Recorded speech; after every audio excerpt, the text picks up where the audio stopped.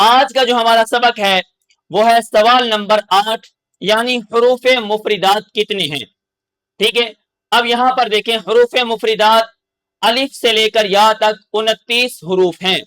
ویسے 30 لکھے ہوتے ہیں، 2 دفعہ یا لکھی ہوتی ہے، لیکن حروف مفردات کتنی ہیں؟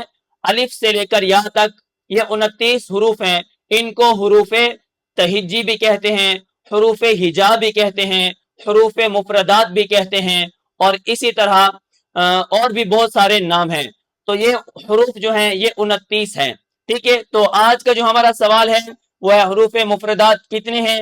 اور پچھلا جو ہمارا سوال تھا وہ یہ تھا کہ حروف مفردات کسے کہتے ہیں، یعنی الگ الگ لکھے اور پڑھے جانے والے حرفوں کو حروف مفردات کہتے ہیں.